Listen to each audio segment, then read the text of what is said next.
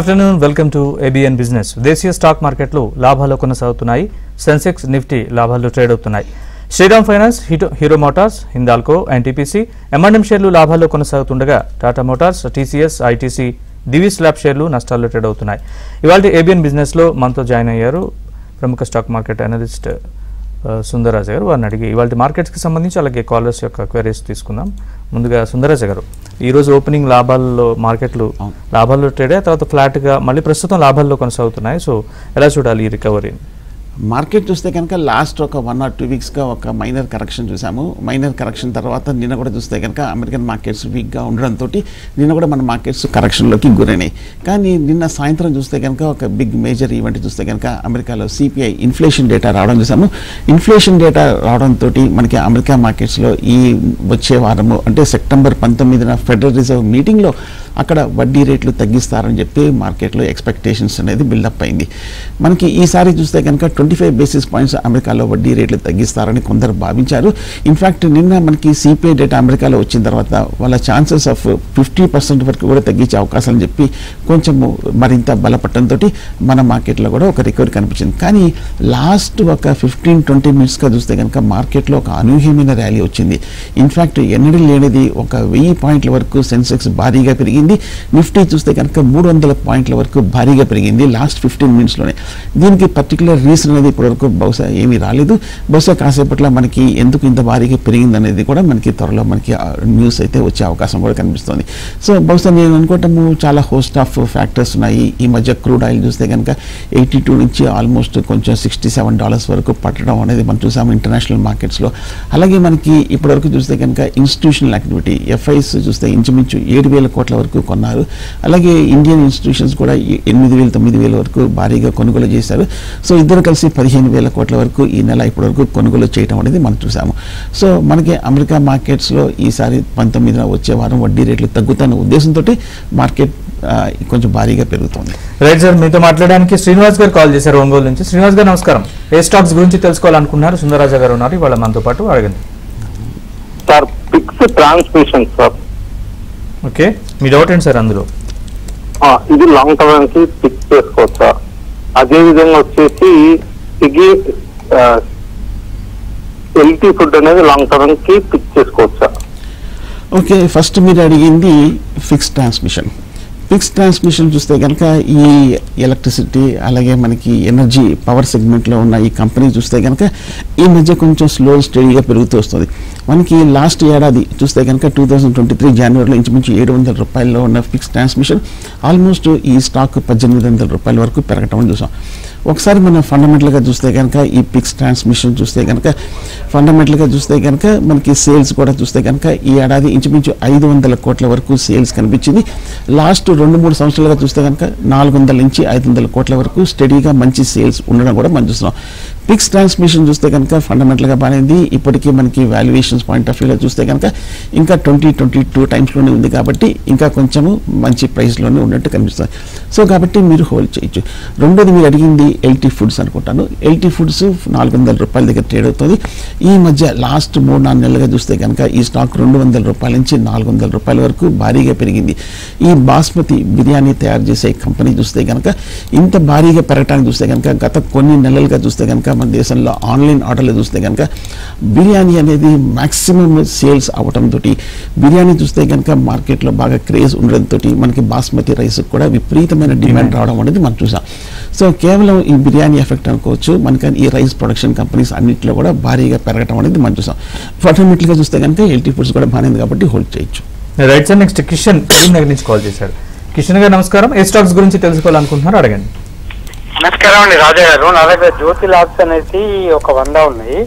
Yearly హైలో ఉన్నాయి కదా, కొద్ది లాభాల్లో ఉన్నాను. అమ్ముకోమంటారా, ఉండమంటారా?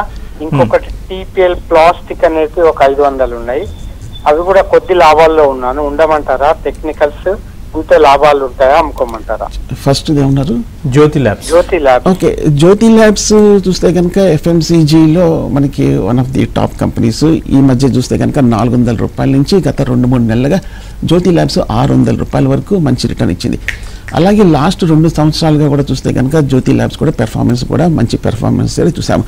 ఈ మధ్య కేర్ కూడా చూస్తే కనుక ఈ స్టాక్కి మనకి AAA రేటింగ్ ఇచ్చినట్టు కూడా కనిపిస్తుంది. లాంగ్ టర్మ్ అవుట్లుక్ కూడా స్టేబుల్గా ఉన్నట్టు కూడా కనిపిస్తుంది.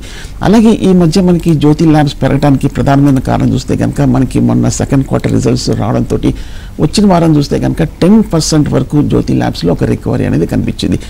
స్టాక్ అయితే మటుకు చాలా పాజిటివ్ ఉంది. లాస్ట్ 5 సంవత్సరాల్లో చూస్తే కనుక ఈ ఏడాది హైయెస్ట్ రెవెన్యూస్ పోస్ట్ చేసింది. ఇయర్లీ నెట్ ప్రాఫిట్ చూస్తే కనుక 370 కోట్లు ప్రకటించింది. లాస్ట్ ఇయర్ 240 కోట్లు ప్రకటించిన కంపెనీ జ్యోతి ల్యాబ్స్. సో నా ఉద్దేశం అయితే స్ట్రాంగ్ ఉంది కాబట్టి మీరు హోల్డ్ చేయొచ్చు.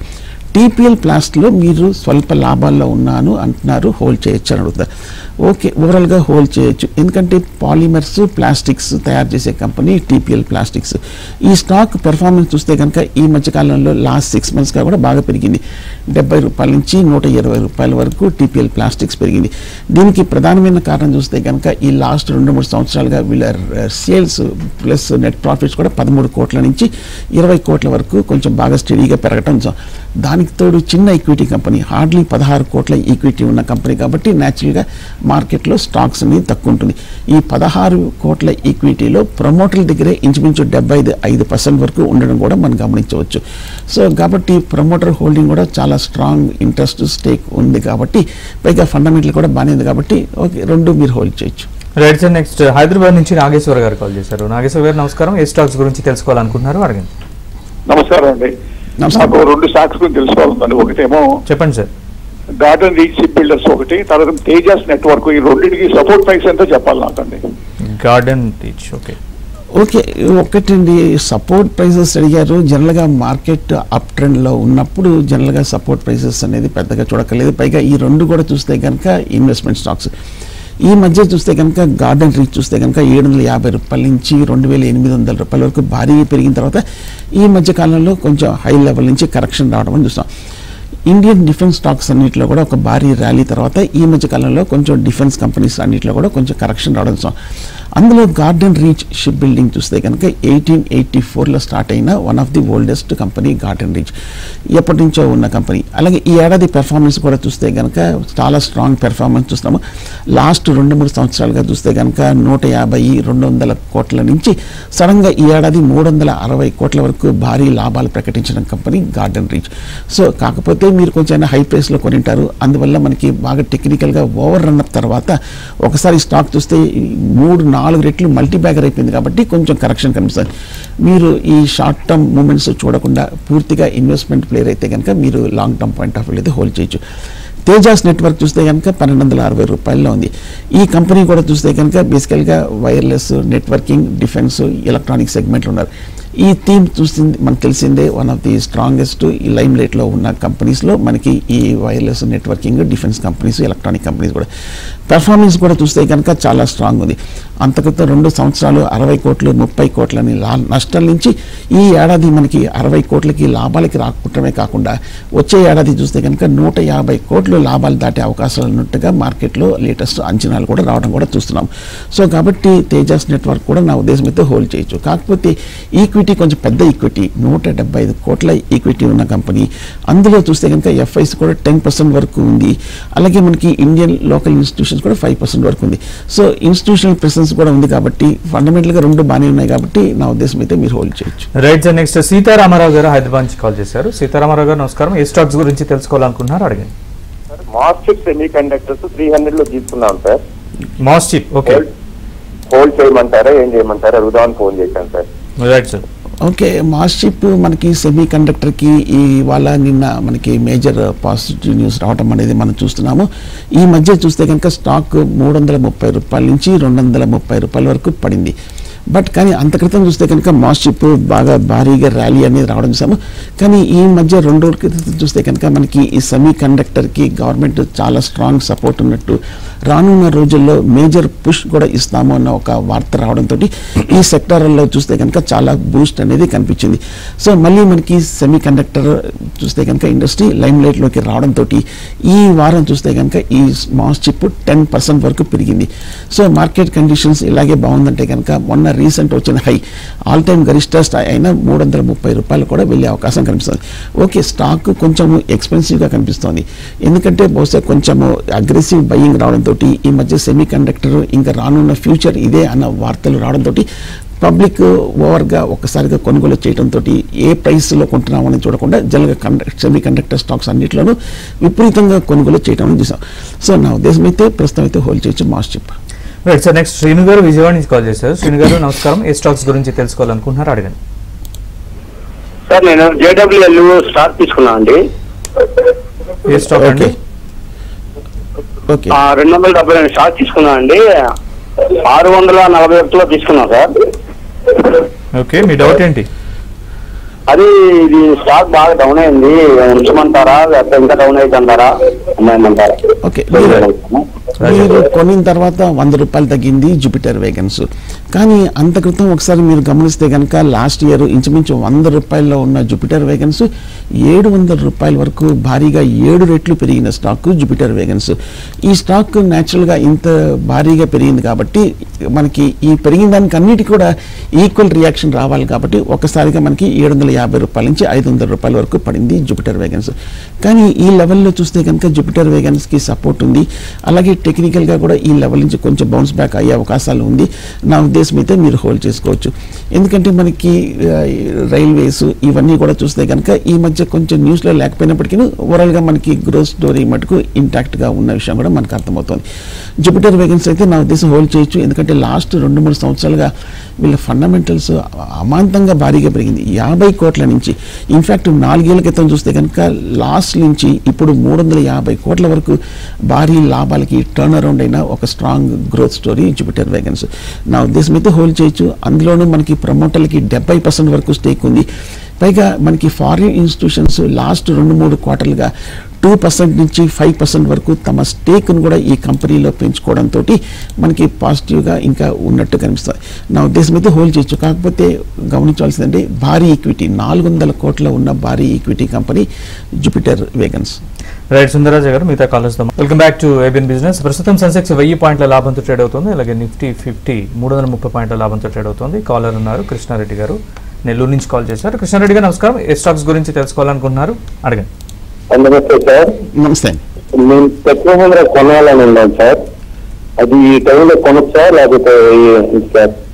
రైట్, ఇంకోటి జమ్మూ అండ్ కాశ్మీర్ బ్యాంక్ 115 కొనున్నాను సార్, దాని విషయం ఏంటి sir? JK bank. Okay okay, first ఏమన్నారు? టెక్ మహీంద్రా ఈ రేట్లో కొనొచ్చు అని అడుగుతున్నాను. జమ్మూ అండ్ కాశ్మీర్ బ్యాంక్ చూస్తే కనుక మిగతా పబ్లిక్ సెక్టర్ బ్యాంక్స్ లాగే జమ్మూ అండ్ కాశ్మీర్ బ్యాంక్లో కూడా రియాక్షన్ కనిపించింది. 150 రూపాయల నుంచి 110 రూపాయల వరకు రావడం అనేది మనం చూస్తున్నాం.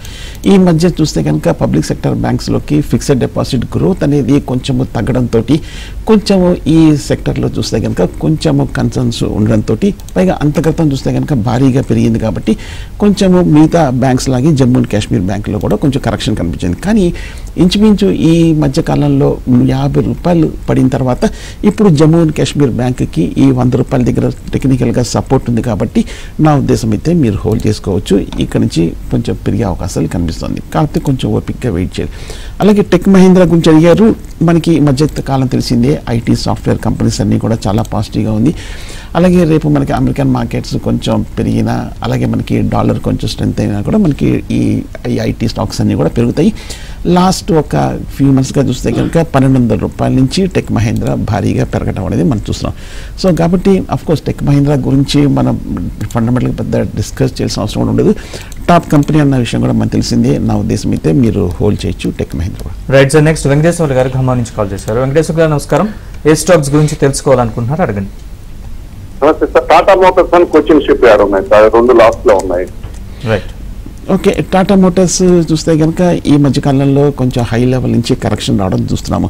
ముఖ్యంగా లాస్ట్ 2 వారాలుగా చూస్తే కనుక ఇంచుమించు లాస్ట్ వీక్ ఒక 5%, ఈ వారం ఒక 6%, ఇంచుమించు 12% వరకు పట్టడం అనేది మనం చూస్తున్నాము టాటా మోటార్స్ చూస్తే కనుక మనకి బేసికల్గా ఆటోమొబైల్ సేల్స్ మనకి ఈ నెల కొంచెం తక్కువగా ఉండే అవకాశాలు ఉన్నట్టుగా, ఈ సెప్టెంబర్ మంత్ అనేది ఆటో సేల్స్కి చాలా క్రూషియల్ టెస్ట్ అనే వార్తలు రావడం అనేది చూస్తున్నాము.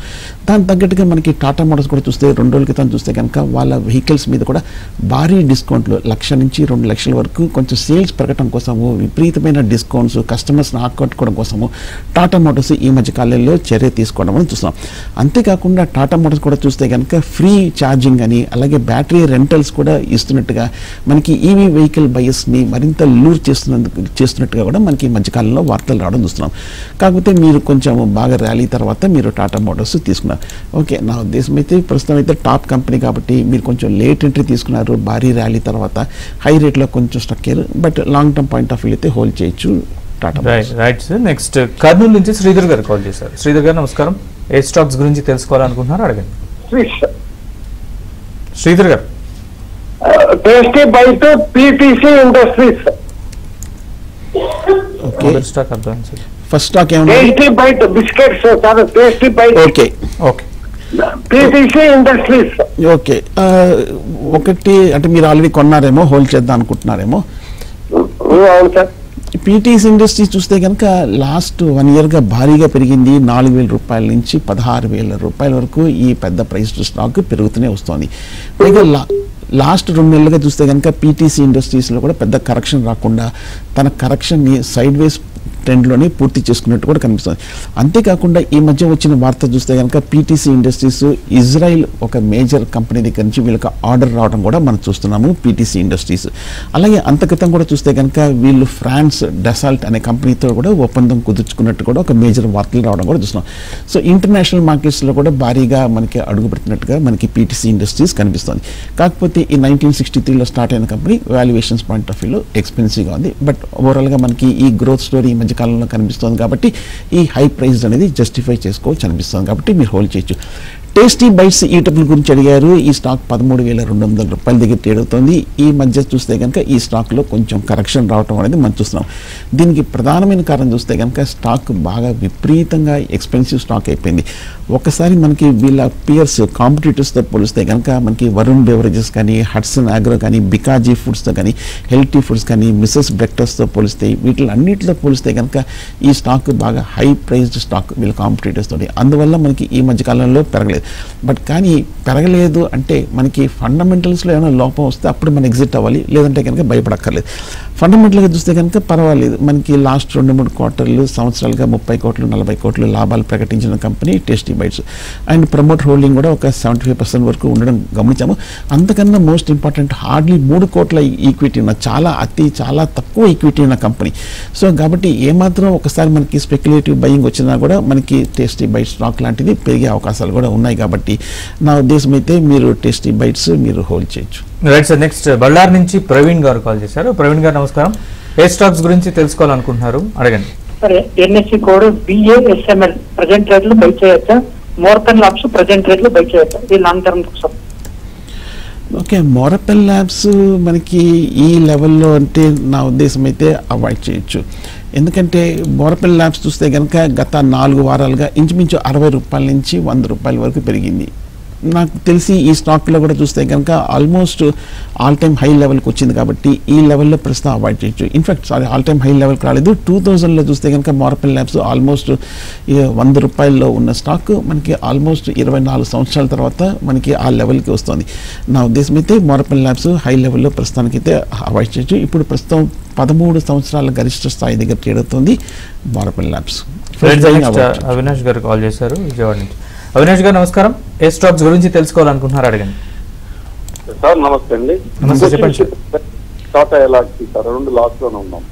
ఒకసారి రిపీట్ చేయండి sir stock names. Cochin ship yard sir, Cochin ship yard. ఇంకొకటి టాటా ఎలాక్సీ. ఓకే, 2 లాస్ట్లో ఉన్నారా? Okay, fine. అవును. ఓకే, 2 స్టాక్స్ కూడా చూస్తే కనుక మీరు హై ప్రైస్లో తీసుకున్నారు. ఒకటి కొచ్చిన్ షిప్ యార్డ్ చూస్తే కనుక భారీగా పెరిగిన విషయం మనకి తెలిసిందే. లాస్ట్ 2-3 ఏళ్ళుగా మనకి కొచ్చిన్ షిప్ యార్డ్ మిగతా పబ్లిక్ సెక్టర్ కంపెనీస్ అన్నిటితో పాటు భారీగానే 300 రూపాయల నుంచి ఆల్మోస్ట్ 3,000 రూపాయల వరకు 10 రెట్లు పెరిగిన స్టాక్ కొచ్చిన్ షిప్ యార్డ్. న్యాచురల్గా ఇంత భారీగా పెరిగింది కాబట్టి పైగా ఎక్కడెక్కడ రావాల్సిన కరెక్షన్ కన్సాలిడేషన్ డ్యూ ఉన్న చోట్ల కూడా రాకుండా పెరుగుతూ వస్తుంది కాబట్టి ఒక్కసారిగా అన్నిటికీ కలిసి ఒకసారిగా కరెక్షన్ రావడం చూస్తున్నాం. బట్ నా ఉద్దేశం అయితే మీరు ఇవన్నీ పెద్ద కంపెనీసే కాబట్టి కొంచెం ఈవెన్చువల్గా ఏమవుతుంటే లాంగ్ టర్మ్ సైకిల్లో మళ్ళీ కొంచెం స్టడీ అయినప్పుడు ఇవి ఆటోమేటిక్గా ఇవన్నీ ప్రొఫెషనల్ టాప్ కంపెనీస్ కాబట్టి ఆటోమేటిక్గా పెరుగుతాయి. Right sir. నెక్స్ట్ గోపాలకృష్ణ గారు భీమవరం నుంచి కాల్ చేశారు. గోపాలకృష్ణ గారు నమస్కారం. ఏ స్టాక్స్ గురించి తెలుసుకోవాలనుకుంటున్నారు అడగండి. ఎక్స్ఏఎల్ ఆటో 203లో కొన్నాను సార్, దాని గురించి ఒకసారి చెప్పండి సార్. అజ్మీర్ రియాలిటీ 782లో కొన్నాను సార్, దాని గురించి కూడా చెప్పండి సార్. ఓకే, ఫస్ట్ మీరు చూస్తే కనుక అజ్మీర్ రియాలిటీ గురించి అడిగారు. అజ్మీర్ రియాలిటీ చూస్తే కనుక ఈ స్టాక్ 670 రూపాయల్లో ట్రేడ్ అవుతోంది. ఈ స్టాక్ లాస్ట్ 1 ఇయర్గా పర్వాలేదు, స్లో అండ్ స్టడీగా పెరుగుతూనే వస్తుంది. ఒకసారి ఈ స్టాక్ చూస్తే కనుక ఇంత పెరిగిన తర్వాత మనకి ఈ స్టాక్ కూడా పెద్ద హై ప్రైస్గా కనిపించట్లేదు, కంఫర్టబుల్ రేంజ్లో ఉన్నట్టు కనిపిస్తుంది. పైగా ఫండమెంటల్ కూడా చూస్తే కనుక ఈ స్టాక్ చూస్తే కంపెనీ చూస్తే కనుక 40 కోట్ల నుంచి 110 కోట్ల వరకు స్టడీ పెర్ఫార్మెన్స్ అనేది ఈ రియల్ ఎస్టేట్ స్టాక్లో కనిపించింది. పైగా రియల్ ఎస్టేట్ కన్స్ట్రక్షన్ కంపెనీస్ అంటే కొంచెం పెద్ద ఈక్విటీ ఉంటుంది, కానీ అజ్మీరా రియాలిటీ చూస్తే కనుక 35 crores ఈక్విటీ ఉన్న కంపెనీయే. సో కాబట్టి నా ఉద్దేశం అయితే మీరు ఏమీ పెద్ద కంగారు పడాల్సిన అవసరం లేదు. అలాగే మనకి ప్రమోటర్ హోల్డింగ్ కూడా చూస్తే కనుక లాస్ట్ 6 monthsగా వీళ్ళు ప్రమోటర్ హోల్డింగ్ కూడా స్టేక్ పెంచుకున్నారు 69 నుంచి 74% వరకు, అంటే 5% వరకు వీళ్ళు స్టేక్ కూడా పెంచుకోవడం అనేది మనం చూడవచ్చు.